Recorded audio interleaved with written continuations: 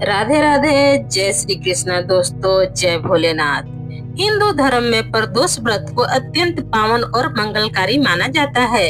हर महीने के कृष्ण और शुक्ल पक्ष में आने वाली त्रयोदशी तिथि का अपना विशेष महत्व होता है, लेकिन शनिवार को पड़ने वाला शनि प्रदोष व्रत सबसे शुभ और विशेष फलदायी माना जाता है। यह व्रत न केवल भोलेनाथ को ही प्रसन्न करने वाला होता है, बल्कि इसके माध्यम से शनि देव की कृपा भी प्राप्त होती है। कथाओं में वर्णन आता है कि इस दिन जो भक्त श्रद्धा और भक्ति से व्रत रखकर संध्या समय में शिवलिंग पर जल अभिषेक करते हैं, वे अपने जीवन में समस्त दुख, शनि दोष और पापों से मुक्त होकर सुख, स्वास्थ्य और समृद्धि प्राप्त करते हैं। शास्त्रों में कहा गया है, शनि प्रदोष व्रत करने से व्यक्ति के जीवन से कठिनाइयां दूर होती है और उनके सभी कार्य में सफल होते हैं। इसलिए शनि प्रदोष की कथा सुनना और सुनाना दोनों ही पुण्यदायी है। आइए प्रिय दोस्तों, आज हम सभी इसी पावन अवसर पर शनि प्रदोष व्रत की कथा श्रवण करेंगे। चलिए दोस्तों, हम सभी मिलकर भगवान भोलेनाथ और माता पार्वती जी का ध्यान करें। हे भोलेनाथ, हे महादेव, करुणा और दया के सागर, हे माँ पार्वती जगदम्बा करुणामयी, हे कृपालु, आज मैं आपके चरणों में श्रद्धा और भक्ति से ही शीश झुकाती हूँ। आपकी महिमा अनंत है, आपकी कृपा असीम है। मैं जानती हूँ कि अपने जीवन में, अपने विचारों में, मैंने कर्मों से और आज के इस व्रत, पूजा, ध्यान या संकल्प में जाने अनजाने में मुझसे कोई गलतियाँ हुई हो सकता है मेरे मन में कहीं चंचलता आ गई हो, मेरी पूजा में कहीं कमी रह गई हो और मेरे व्यवहार में कोई गलती हो गई हो, मेरे संकल्प में कोई कमजोरी हो गई हो। हे प्रभु, मैं विनम्र होकर आपसे क्षमा मांगती हूँ। हे भोलेनाथ, हे शिव शंकर, हे महादेव, जैसे गंगा जी आपके सिर पर बहती हैं और सब पापों को धो देती हैं, वैसे ही अपनी करुणा की गंगा से मेरे पापों को, मेरी सभी भूलों को भी धो डालिए। हे माँ पार्वती, अपनी ममता और शक्ति से मेरे भीतर अज्ञान, अहंकार और दोषों को समाप्त कर दीजिए। मुझ पर अपनी कृपा कीजिए, मेरी आत्मा को शुद्ध करिए और सच्चे मन और वचन से और कर्म से आपकी भक्ति करने की शक्ति मुझे दीजिए। हे प्रभु, मैं आपकी शरणागति हूँ, मेरे सभी अपराधों को क्षमा कर दीजिए। हर हर महादेव। जय माँ पार्वती। अब हम शनि देव की आवाहन करेंगे। हे सूर्य पुत्र शनि देव, आप कर्मों के फलदाता हैं, न्याय के अधिष्ठात्री और ग्रहों के नियंत्रक हैं। आप संसार को न्याय का बोध कराते हैं और पाप पुण्य का लेखा जोखा रखते हैं। आज इस पावन शनि प्रदोष के दिन मैं श्रद्धा रहित आपको अपने हृदय में आमंत्रित करती हूँ। हे शनि देव, मेरी पूजा, व्रत और भक्ति को स्वीकार करें और मुझ पर अपनी कृपा दृष्टि बनाए रखे।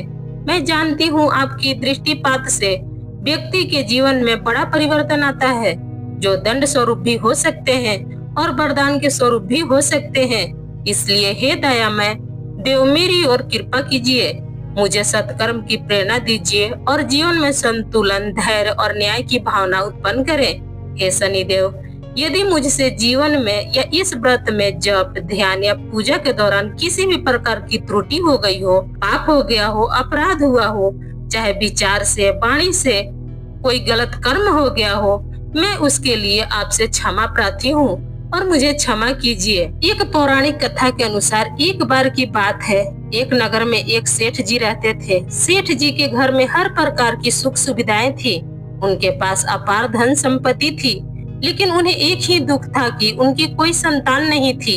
इसी कारण सेठ और सेठानी दुखी रहते थे। उन्होंने संतान प्राप्ति के लिए कई उपाय किए, व्रत उपवास रखे, लेकिन सफलता नहीं मिली।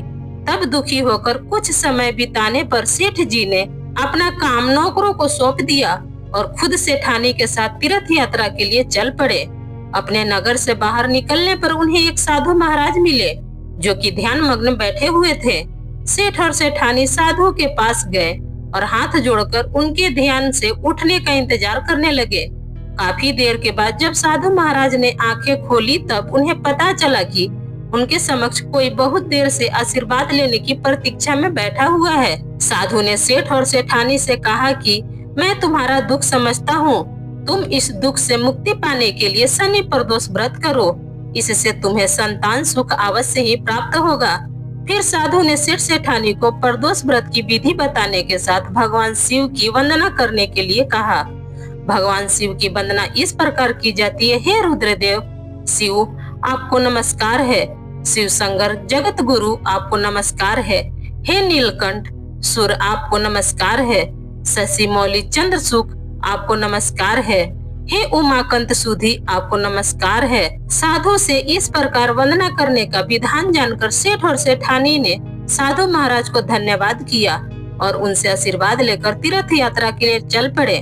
तीर्थ यात्रा से लौटने के बाद दोनों ने मिलकर शनि प्रदोष व्रत किया, जिसके प्रभाव से जल्द ही उनके घर में एक सुंदर पुत्र का जन्म हुआ। इस प्रकार शनि प्रदोष व्रत रखने से सेठ और सेठानी के घर खुशियां भर गया। शनि प्रदोष व्रत के दिन जो भी भक्त जिस भी कामना के लेकर प्रदोष व्रत रखता है, उसकी वह कामना भगवान शिव और शनि देव की कृपा से अवश्य पूरी होती है। अब चलिए सुनते हैं शनि देव की एक कथा। एक बार की बात है कि सभी नवग्रहों में, जिसमें सूर्य, चंद्र, मंगल, बुध, बृहस्पति, शुक्र, शनि, राहु और केतु में विवाद हो छिड़ गया। इन सब में बड़ा कौन है? सभी आपस में विवाद करने लगे, लेकिन कोई भी निर्णय न ले सका। पर देवराज इंद्र के पास वे निर्णय कराने पहुँचे। सभी ग्रहों को अपने सामने उपस्थित देखकर इंद्रदेव घबरा गए। फिर उन्होंने निर्णय करने में अपनी असमर्थ जताई, परंतु उन्होंने यह भी कहा कि इस समय पृथ्वी पर राजा विक्रमादित्य का राज है, जो कि अति न्यायप्रिय है। वे ही इसका निर्णय कर सकते हैं। तब सभी ग्रह एक साथ राजा विक्रमादित्य के पास पहुँचे और अपना विवाद बताया, साथ ही निर्णय करने के लिए भी कहा। राजा विक्रमादित्य इस समस्या से चिंतित थे, क्योंकि वे जानते थे कि जिस किसी को भी छोटा बताया वो क्रोधित हो उठेगा।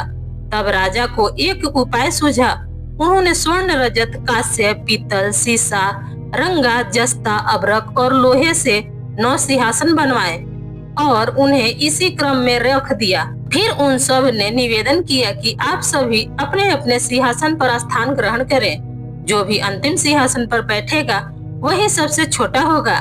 इसके अनुसार लौह सिंहासन सबसे बाद में होने के कारण शनिदेव सबसे बाद में बैठे, तो वही सबसे छोटे कहलाए। अब शनिदेव को लगा कि राजा ने ऐसा जानबूझकर किया, तो वह क्रोध में आकर राजा विक्रमादित्य से बोले, राजा तुम मुझे नहीं जानता।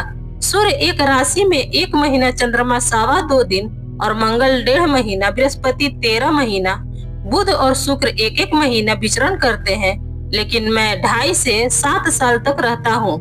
बड़े बड़ों का मैंने विनाश किया है। श्री राम की 7.5 आई तो उन्हें वनवास हो गया। रावण की आई तो उसकी लंका को वानरों की सेना ने हराया। अब तुम सावधान होकर रहना।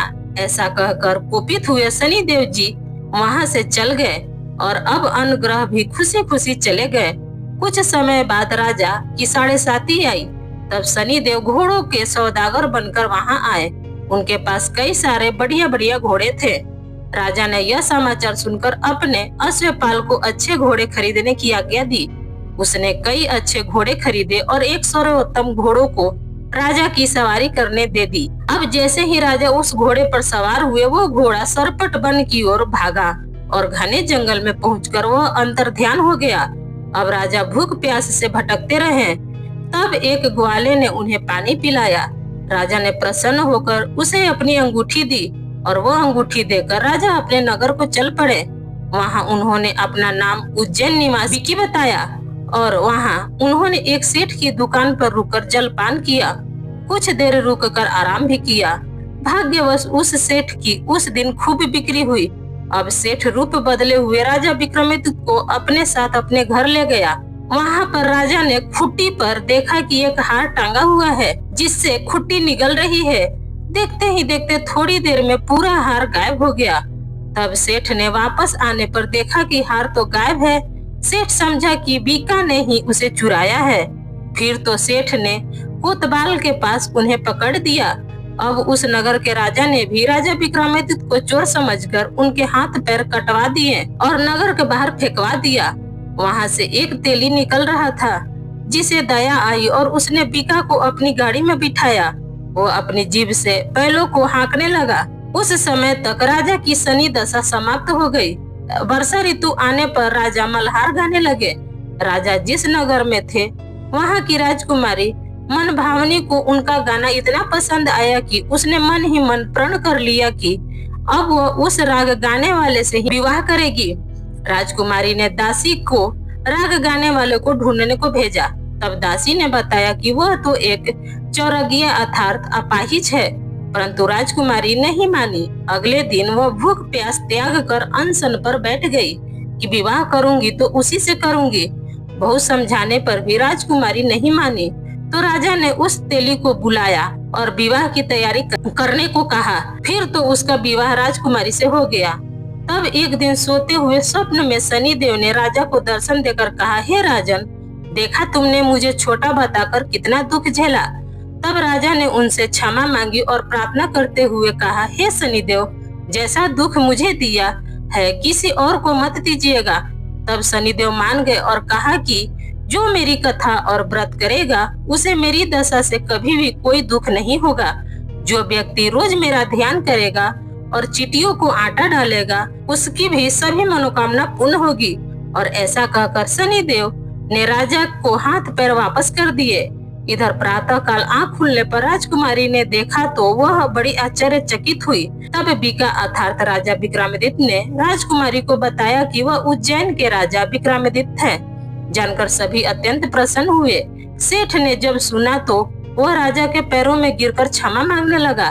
राजा ने कहा कि यह तो शनिदेव का क्रोध था, जिसमें किसी का कोई दोष नहीं है। सेठ ने फिर निवेदन किया कि राजन, मुझे शांति तभी मिलेगी जब आप मेरे घर चलकर भोजन करेंगे। तब सेठ ने अपने घर में तरह तरह के व्यंजनों से राजा का सत्कार किया। सभी ने देखा कि जो खुट्टी हार निकल गई थी वही अब उसे उगल रही है। सेठ ने अनेक मोहरे देकर राजा का धन्यवाद किया। इसके बाद राजा रानी को लेकर अपने राज्य वापस लौट आए, जहाँ पर उनका खूब धूमधाम से स्वागत किया गया। राजा विक्रमादित्य ने कहा कि उन्होंने शनिदेव को छोटा बताया था, लेकिन वे तो सर्वश्रेष्ठ हैं। तब से राजा विक्रमादित्य ने राज्य में शनिदेव की पूजा और कथा रोज होने लगी। प्रेम से बोलिए शनिदेव महाराज की जय।